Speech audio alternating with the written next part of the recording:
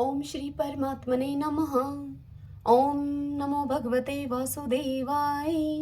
ओम श्री कृष्णाय नमो नमः। जेठ मास महात्म्य अध्याय 28 की पावन कथा में हम सुन रहे हैं आज ज्येष्ठ मास स्नान का महात्म्य। स्कंद जी ऋषियों से बोले कि हे विप्रगणों, प्रथम लोक प्रसिद्ध वंदारक नाम का एक ब्राह्मण हुआ है। वह ब्राह्मण वेद शास्त्र का ज्ञाता, धनवान और अनेक भाई बंधुओं से युक्त था। उस ब्राह्मण की रूप और गुणों से युक्त स्त्री थी, परंतु वह ब्राह्मण संतानहीन होने के कारण अत्यंत ही दुखी रहता था। उस ब्राह्मण ने अपनी स्त्री देवसेना के साथ चिरकाल पर्यंत सुख भोग किया, परंतु वृद्धावस्था में पुत्रहीन होने के कारण अत्यंत दुखी हो गया। वह उस ब्राह्मण ने संतान उत्पत्ति के निमित्त अनेक व्रत यथाविधि किए। जब वृद्धावस्था तक भी उस ब्राह्मण के कोई संतान नहीं हुई, तो वह ब्राह्मण अपने प्राण त्यागने के निमित्त बड़े भारी गहन वन में चला गया। वन में जाकर उस ब्राह्मण ने भोजन और निद्रा का त्याग कर दिया। तदंतर चौथे दिन वह ब्राह्मण विकलता के वश होकर उस वन में मूर्छित होकर गिर पड़ा। तदंतर सब पर दया करने वाले भगवान उसके इस निश्चय को देखकर एक ब्राह्मण के रूप में उसके समीप आकर उससे यह वचन बोले। वह बोले कि हे ब्राह्मण, तुम कौन हो, कहां से आए हो और अपने प्राणों का त्याग क्यों करते हो? तब उस ब्राह्मण रूपधारी भगवान के वचन सुनकर वृंदारक ब्राह्मण ने अपना सभी वृतांत उनसे कहा। सारा वृतांत सुनकर भगवान कहने लगे कि हे ब्राह्मण, तुम अपने घर को जाओ और जो व्रत मैं तुमको बताता हूं, तुम उस व्रत को करो। ज्येष्ठ मास के आने पर जितेंद्रिय होकर प्रतिदिन सूर्योदय के समय स्नान करो। 1 मास तक ब्रह्मचारी रहकर हविष्यान भोजन करो। त्रिविक्रम भगवान का पूजन और दही और चावल का नैवेद्य उन्हें अर्पण करो। वृक्षों की जड़ों में तथा ब्राह्मणों के घर में जल का दान करो। हे द्विज, इस उपाय के करने से अवश्य तुमको पुत्र की प्राप्ति होगी। यह कहकर ब्राह्मण रूपधारी भगवान अंतर्ध्यान हो गए। वृंदारक ब्राह्मण उस ब्राह्मण को भगवान विष्णु का रूप मानकर अपने घर को जाकर उनके कथन के अनुसार अपनी स्त्री के सहित व्रत करने को तत्पर हुआ। और अब वह प्रतिदिन प्रातःकाल स्नान करने लगा।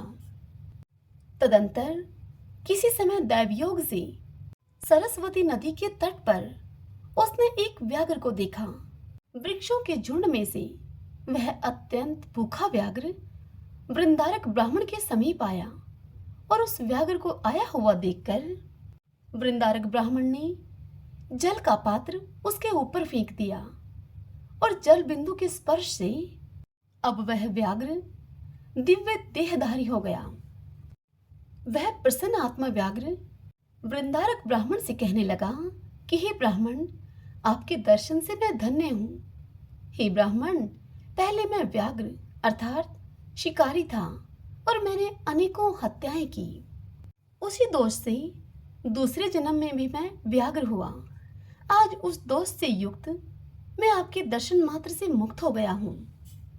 हे भद्र, आप क्या पुण्य करते हैं, वह पुण्य कृपा करके आप मुझको दीजिए। व्याघ्र के इस प्रकार कहने पर ब्राह्मण वंदारक ने ज्येष्ठ मास कृत पुण्य उस व्याघ्र को अर्पण कर दिया और वह व्याघ्र ज्येष्ठ मास स्नान कृत पुण्य के प्रभाव से स्वर्गलोक को गया। उसके पश्चात वृंदारक ब्राह्मण ने फिर उस व्रत को किया और उस मास व्रत के प्रभाव से उसे महान तेजस्वी पुत्र उत्पन्न हुआ। उस पुत्र के होने पर वृंदारक ब्राह्मण ने उस अद्भुत ब्राह्मण अर्थात विष्णु भगवान के वचनों को सत्य माना। स्कंद जी इस कथा को सुनाते हुए ऋषियों से कहने लगे कि हे श्रेष्ठ ब्राह्मणों, मैंने आपसे ज्येष्ठ मास स्नान व्रत का महात्म्य कहा है। जिस मास स्नान के जल बिंदु मात्र के स्पर्श से यह परम हिंसक व्याघ्र मुक्त हो गया, तदंतर वृंदारक ब्राह्मण को विष्णु के सदृश और विष्णु भगवान का भक्त पुत्र उत्पन्न हुआ। अब आपकी क्या सुनने की इच्छा है, सो आप मुझसे कहिए। इति श्री ज्येष्ठ मास महात्म्ये ज्येष्ठ मास स्नान महात्म्ये अष्टविंशो अध्याय संपूर्ण। हरिओम तत्सत। सभी बोलिए विष्णु भगवान की जय। आइए अब आज की राम कथा सुनते हैं। जय सिया राम। आज की कथा में हम सुनेंगे गणेश जी की उत्पत्ति और देवताओं के द्वारा उनका सत्वन। व्यास जी राजा युधिष्ठिर से कहने लगे कि हे राजन, तत्पश्चात काल बीतने पर जब सतयुग की समाप्ति हुई तब त्रेता के प्रारंभ में लोल जिह्वाक्ष नाम का एक राक्षस हुआ जो कि समस्त राक्षसों का राजा था। उसने ब्राह्मणों से सेवित उस परम पवित्र एवं सुंदर धर्मारण्य में द्वेषवश आग लगा दी। अपने नगर को जलते हुए देखकर वे श्रेष्ठ ब्राह्मण भाग खड़े हुए। तब श्री माता आदि देवियां क्रोध में भरकर उस राक्षस को फटकारती हुई उस पर प्रहार करने लगी। राक्षस ने उन देवियों को देखकर भयंकर सिंहनाद किया। उस समय धर्मारण्य में बड़ा भारी कोलाहल मच गया। उस कोलाहल को सुनकर इंद्र ने नलकूबर को भेजा। नलकूबर वहां गए और श्री माता तथा लोह जीवाक्ष में जो महान युद्ध चल रहा था उसको उन्होंने देखा। जैसा देखा वैसा ही इंद्र के आगे निवेदन कर दिया। यह समाचार सुनकर भगवान विष्णु सुदर्शन चक्र लेकर सत्यलोक से पृथ्वी पर आए। धर्मारण्य में पहुंचकर उन्होंने चक्र चलाया। तब लोह जीवाक्ष राक्षस मूर्छित होकर पृथ्वी पर गिर पड़ा और प्राण त्याग कर परम धाम को चला गया। देवता और गंधर्वों ने हर्ष में भरकर जगदीश्वर भगवान विष्णु का सत्वन किया। उस नगर को उजड़ा हुआ देखकर भगवान विष्णु ने इस प्रकार कहा। विष्णु भगवान बोले, ऋषियों के आश्रम में निवास करने वाले वे सब ब्राह्मण कहाँ हैं? देवता और गंधर्वों ने इधर उधर भगे हुए ब्राह्मणों को खोज निकाला और उन्हें इस प्रकार कहा। वे बोले कि ब्राह्मणों, उस अधम राक्षस को भगवान वासुदेव ने अपने चक्र से काट डाला है। यह सुनकर ब्राह्मणों के नेत्र हर्ष से खिल उठे और उन सब ने अपने अपने स्थान में प्रवेश किया तथा भगवान श्री लक्ष्मीपति से कहा कि हे प्रभु, आपने सत्यलोक से आकर ब्राह्मणों के हित के लिए इस मंदिर रूपी नगर की पुनः स्थापना की है, इसलिए संसार में यह सत्य मंदिर के नाम से विख्यात होगा। सतयुग में यह धर्मारण्य था, त्रेता में इसका नाम सत्य मंदिर होगा। भगवान विष्णु ने तथास्तु कहकर उनकी इस प्रार्थना को स्वीकार कर लिया। तदंतर वे सब ब्राह्मण अपने पुत्र, पौत्र, पत्नी और सेवकों के साथ पूर्ववत निवास करने लगे। उस नगर के पूर्व भाग में धर्मेश्वर, दक्षिण में गणेश, पश्चिम में सूर्यदेव और उत्तर में साक्षात स्वयंभू ब्रह्मा जी का स्थान है। यह सुनकर युधिष्ठिर ने पूछा कि हे महाभाग, हे व्यास जी, गणेश जी को किसने स्थापित किया? यह सुनकर व्यास जी बोले कि हे महाराज, पूर्व काल में सब देवताओं ने धर्मारण्य में दुर्गा जी के पुत्र गणेश जी को स्थापित किया था। अब मैं आपको गणेश जी की उत्पत्ति का कारण बतलाता हूँ। एक समय पार्वती जी ने अपने अंगों में उपटन लगाया और उससे जो मैल निकली उसे हाथ में रखकर उसकी एक सुंदर स्वरूप प्रतिमा बना दी। फिर उस प्रतिमा में उन्होंने जीव का भी संचार कर दिया। तब वह बालक उनके आगे उठकर खड़ा हो गया और माता से बोला कि माता, आज्ञा दीजिए, मैं कौन सा कार्य करूं? तब पार्वती जी ने कहा कि जब तक मैं स्नान करूं तब तक तुम मेरे द्वार पर खड़े रहो। महादेवी के इस प्रकार आज्ञा देने पर वह बालक गणेश जी हथियार लेकर द्वार पर खड़े हो गए। इसी समय महादेव जी आए और उन्होंने घर के भीतर प्रवेश करने का विचार किया, किंतु द्वार पर खड़े हुए बालक ने उन्हें भीतर नहीं जाने दिया। इससे महादेव जी उस बालक पर कुपित हो उठे और दोनों पिता पुत्र में परस्पर युद्ध होने लगा। अब महादेव जी ने त्रिशूल से उस बालक का मस्तक काट डाला। अपने पुत्र को मरकर गिरा हुआ देखकर पार्वती जी अब फूट फूट कर रोने लगी। पार्वती जी को दुखी देखकर भगवान शंकर को बड़ी चिंता हुई। इतने में ही उनकी दृष्टि वहां पर आए हुए गजासुर पर पड़ी। उस महादैत्य को देखकर भगवान शंकर ने उसे मार डाला और उसका मस्तक लेकर पार्वती के बनाए हुए उस बालक के धड़ से जोड़ दिया। तब वह बालक उठकर फिर से खड़ा हो गया। शिवजी ने उसका नाम गजानन रखा। फिर सब देवताओं और मुनियों ने मिलकर गणेश जी का सत्वन किया। देवता बोले कि हे भगवान, आपको नमस्कार है। आप देवताओं के ईश्वर तथा गणों के स्वामी हैं। आपको नमस्कार है। हे गजानन, आप महादेव जी के भी अधिदेवता हैं। आपको नमस्कार है। हे गणाध्यक्ष, आप भक्ति प्रिय देवता हैं। आपको नमस्कार है। इन शुभ स्तोत्रों के द्वारा स्तुति करने पर गणों के स्वामी गणेश जी अत्यंत प्रसन्न होकर इस प्रकार से बोले। गणेश जी देवताओं से बोले कि हे देवताओं, मैं तुम पर बहुत संतुष्ट हूँ। तुम कोई मनोवांछित वस्तु मांगो, मैं तुम्हें अभी देता हूँ। तब देवता बोले कि महाभाग, आप यहीं रहकर हमारा कार्य साधन करें। धर्मारण्य में रहने वाले ब्राह्मण, वैश्यजन, धार्मिक पुरुष तथा वर्णाश्रम से भिन्न उन मनुष्यों का भी आप सदा संरक्षण करें। आपके प्रसाद से यहाँ के ब्राह्मण और महाबली वैश्य सदा धन और सुख से संपन्न हों। जब तक सूर्य, चंद्रमा और पृथ्वी रहे, तब तक आप यहीं रहकर सभी की रक्षा करते रहें। यह सुनकर गणेश जी ने एवं अस्तु कहकर उनकी प्रार्थना स्वीकार की। तब देवताओं ने हर्ष में भरकर गणेश जी का पूजन किया। संसार के दूसरे लोगों ने भी विघ्न निवारण के लिए उनकी पूजा की।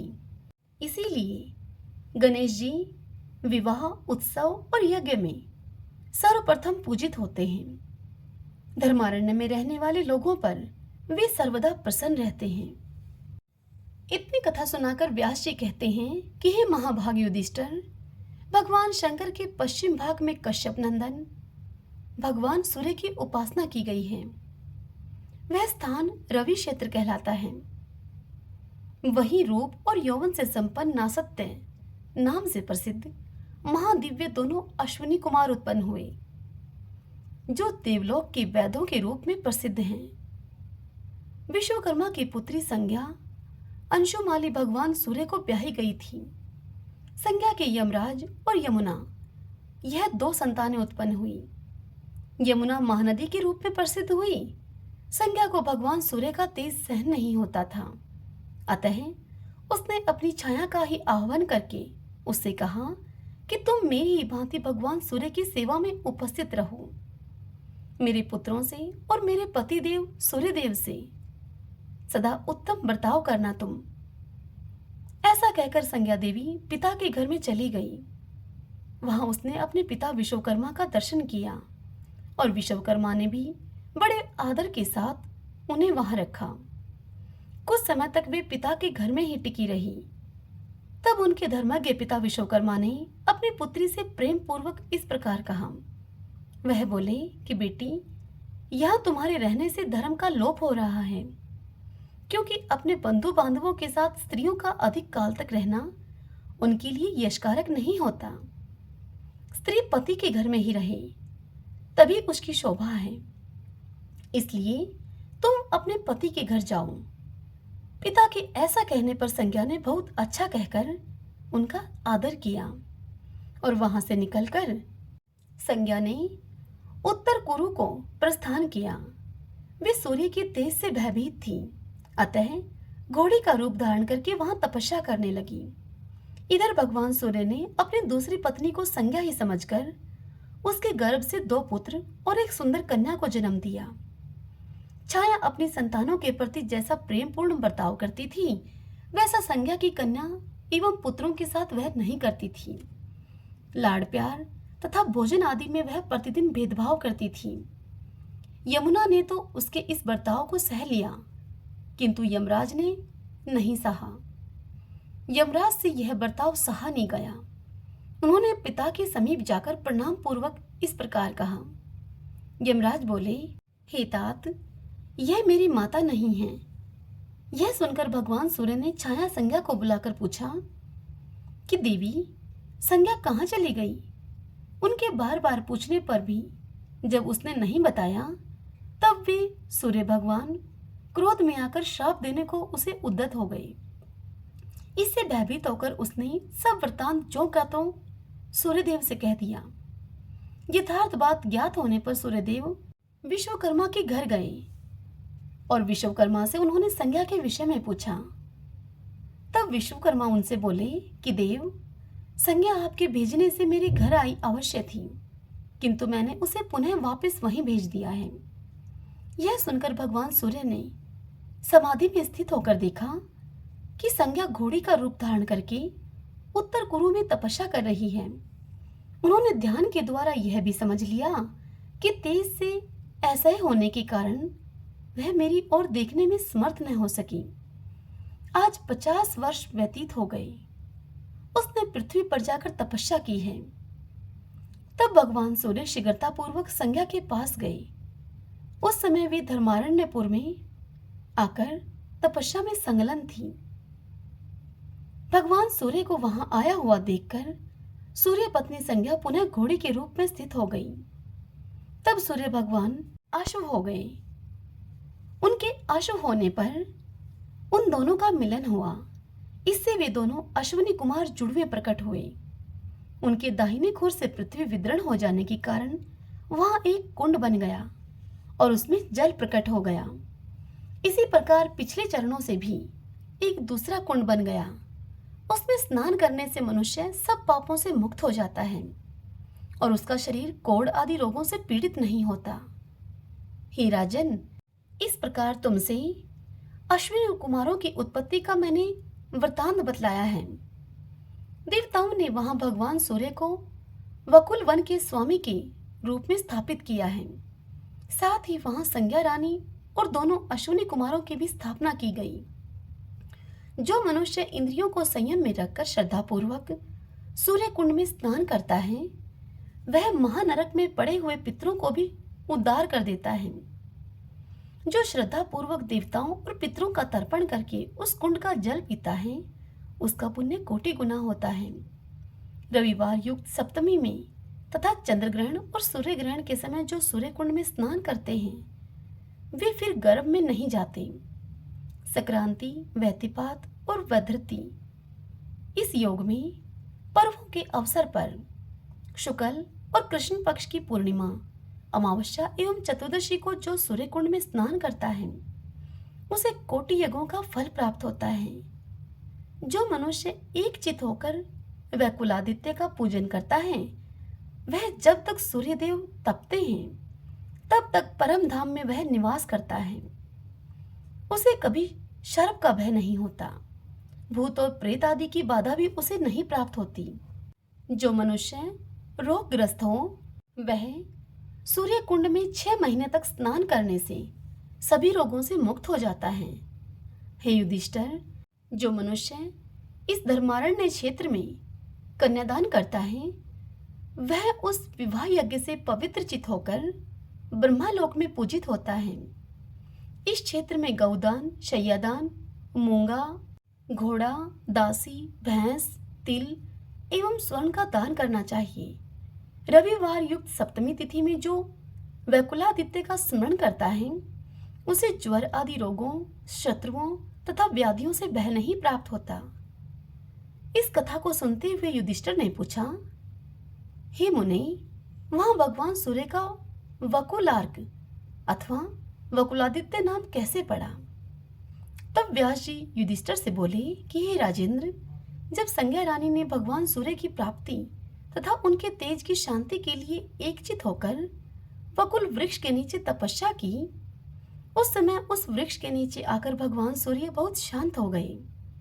तभी रानी ने 2 परम मनोहर दिव्य रूपधारी पुत्र उत्पन्न किए। इसी से भगवान सूर्य का नाम वकुलार्क हुआ। जो वहां स्नान करता है, उसे कोई व्याधि पीड़ा नहीं देती तथा वह धर्म, अर्थ एवं काम को प्राप्त होता है।